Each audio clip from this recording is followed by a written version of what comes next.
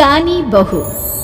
किशोरी लाल जी के बेटे राघव की शादी की बात जगह जगह चल रही थी, लेकिन किशोरी लाल जी को कोई लड़की पसंद ही नहीं आती थी। और उसकी एक ही वजह थी, किशोरी लाल जी का लालची होना। उनको लड़की वालों से मोटा दहेज चाहिए था और इसी चक्कर में एक दिन वो एक बहुत पैसे वाले के घर अपने बेटे का रिश्ता लेकर पहुंचे। उस आदमी का नाम था ओम प्रकाश। देखिए किशोरी लाल जी, मेरी एक ही बेटी है और मेरी सारी संपत्ति जायदाद सब कुछ मेरी बेटी नैना का ही है। पापा, नाम से लगता है बहुत खूबसूरत होगी। कितना अच्छा नाम है ना, नैना। ओ वैसे बात तो सही है आपकी। अब इतना पैसा है, जमीन जायदाद है, इकलौती बेटी, आप भी क्या करेंगे? सब कुछ उसे ही देंगे ना। बिल्कुल ठीक पहचाना आपने। बस बेटी की शादी और सारी जायदाद उसके नाम। पापा, बिना देखे हाँ कर दीजिए ना। इतना अच्छा रिश्ता फिर कहाँ मिलेगा? माला माल हो जाएंगे हम। मैं अपनी बेटी को बुलाता हूँ। अरे नहीं नहीं नहीं नहीं, आपकी बेटी का नाम नैना है, सुनकर ही लगता है बहुत सुंदर होगी। रहने दीजिए अंकल, मैं तो आपकी बेटी के नाम से ही इतना खुश हो गया हूँ कि उसे बिना देखे शादी करने को तैयार हूँ। अब तो मैं उसका चेहरा सीधे शादी के बाद ही देखूंगा। और इस तरह राघव नैना का चेहरा नहीं देखता और उससे शादी कर लेता है। शादी के बाद अपनी सुहाग रात पर जब राघव नैना का घूंघट उठाकर देखता है तो नैना की आंखें बंद थी। कितनी खूबसूरत हो तुम नैना, जरा अपनी आंखें खोलकर मेरी तरफ देखो तो सही। नहीं, मुझे शर्म आती है। अरे मैंने तुम्हें शादी से पहले भी नहीं देखा, और अब अगर तुम आंखें खोलकर मुझे देखोगे भी नहीं तो मुझे अच्छा कैसे लगेगा? इससे पहले कि नैना अपनी आंखें खोलकर राघव की तरफ देखती, अचानक से लाइट चली गई और राघव नैना को पूरी तरह से देख भी नहीं पाया। अगली सुबह नैना राघव के लिए नाश्ता बनाकर लेकर आई। अरे ये क्या, आधा पराठा सीका हुआ है और आधा बिल्कुल कच्चा। ये तुमने क्या किया नैना? बहू, तुमने क्या आधा पराठा तवे से नीचे लटका कर रखा था, जो आधा सिका है और आधा कच्चा? मुझे जितना दिखेगा उतना ही तो सीखूंगी ना पापा जी। जहाँ जहाँ मुझे नजर आ रहा था वहाँ मैंने सीख लिया, जहाँ जहाँ नहीं दिखा वहाँ कच्चा रह गया होगा। इसका क्या मतलब है? ये कैसा मजाक कर रही है तुम? अरे बहू, तुमने इतना लंबा घूंघट क्यों लगाया हुआ है? देखो, हमारे घर में बहुओं को बेटी की तरह रखा जाता है, और फिर तुम तो इतना सारा माल लेकर आई हो। देखो, ये घूंघट डालकर रखने की कोई जरूरत नहीं है। हाँ नैना, पापा जी ठीक कह रहा है, तुम तो आराम से रहो, अपना ही घर समझो। नैना अचानक से अपना घूंघट उठा लेती है। अरे ये क्या पापा, नैना की तो एक आंख फूटी हुई है। नाम से नैना, लेकिन ये तो कानी बहू निकली। मेरे साथ धोखा हुआ है, धोखा।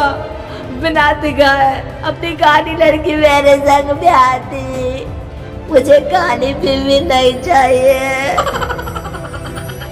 मुझे अभी ओम प्रकाश जी से बात करनी पड़ेगी। आखिर उन्होंने मेरे साथ ऐसा किया क्यों? अरे आप लोगों ने ही तो पापा से कहा था कि आप लोग शादी से पहले मुझे देखना नहीं चाहते। अब मेरे पापा पर क्यों इल्जाम लगा रहे हैं? अरे लेकिन उन्हें बताना तो चाहिए था ना कि तुम कानी हो, एक आंख से तुम्हें दिखाई नहीं देता। किशोरी लाल और राघव नाराज होकर ओम प्रकाश को अपने घर बुलाते हैं। पापा जी, ये आपने क्या किया? शादी से पहले बताया क्यों नहीं कि नैना की आंखों में परेशानी है? अरे आप ही ने तो लड़की देखने से मना कर दिया था। और लेकिन आप बता तो सकते थे। आपको तो हमारी बेटी की प्रॉपर्टी चाहिए थी, वो भी पूरी की पूरी। अब क्या हुआ अगर उसे आधा दिखाई देता है? प्रॉपर्टी तो आपको पूरी मिल गई ना। अरे ये क्या बात हुई? मेरी शादी प्रॉपर्टी से नहीं, आपकी बेटी से हुई है। अब ये तो पहले सोचना चाहिए था, तब तो मेरी प्रॉपर्टी देखकर तुम्हारी जुबान लप लपा रही थी। लेकिन मैं कानी लड़की को अपनी बीवी बनाकर नहीं रख सकता। पापा कुछ करिए ना आप।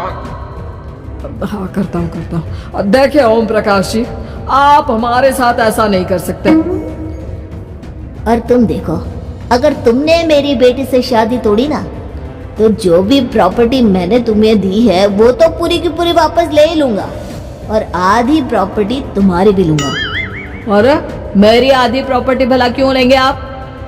इसलिए क्योंकि मेरी बेटी को आधा नजर आता है और उसकी नजर अभी तक तुम्हारी आधी जायदाद पर ही पड़ी है। अब तुम उसे घर से निकालोगे तो कुछ तो लेकर जाएगी ना। और अगर हम आपकी बेटी को अपने घर की बहू बना कर रखे तो तो तुम्हारी पूरी प्रॉपर्टी तुम्हारी ही रहेगी, और जो मैंने तुम्हें दिया है ना, उसमें से बस मैं आधा लेकर जाऊंगा। अरे लेकिन अब आप अपनी दी हुई प्रॉपर्टी में से आधी वापस क्यों लेकर जाएंगे? अगर मैं आपकी बेटी को अपनी पत्नी बनाकर रखने को तैयार हूं तो? इसलिए ताकि भविष्य में अगर तुम मेरी बेटी को धोखा दो तो उसके पास कुछ तो रहे जो पति का हो। वैसे मेरे पास तो बहुत कुछ है, लेकिन अपने पति की कोई निशानी तो उसके पास होनी चाहिए ना। अब अगर तुमने मेरी बेटी को कहानी कहा तो तुम्हें प्रॉपर्टी भी कहानी ही मिलेगी, पूरी नहीं। जमाए राजा। किशोरी लाल और राघव समझ चुके थे कि वो बुरी तरह फंस चुके हैं और अब उनके पास वहां से निकलने का कोई चारा नहीं है। अब समझ में आया ना, लालच बुरी बला होती है। एक तो तुम्हें प्रॉपर्टी मिली, ऊपर से बीवी मिली, उसमें तुम्हें नखरे भी दिखाने हैं। आए बड़ी, चुपचाप बैठो। कुछ दिनों के बाद नैना राघव की कार लेकर बाजार घूमने निकलती है और जब कार लेकर वापस आती है, ये क्या? एक तरफ से मेरी गाड़ी पूरी खराब हो चुकी है। लगता है तुमने मेरी गाड़ी को किसी दूसरी गाड़ी के साथ एक्सीडेंट किया है। अरे अरे कितना बड़ा नुकसान कर दिया तुमने बहू। वो क्या है ना पापा जी, मुझे एक आंख से दिखाई नहीं दे रहा था, सामने से गाड़ी आ रही थी। मुझे तो सिर्फ आधा ही दिखाई दिया और वो गाड़ी मेरी कार से रगड़ते हुए निकल गई। अब मैं क्या करूं बताओ? आप इसे ठीक कराने के पैसे कौन देगा? तुम्हारे पापा। तुमने मुझसे इस तरह से बात की? अभी रुको।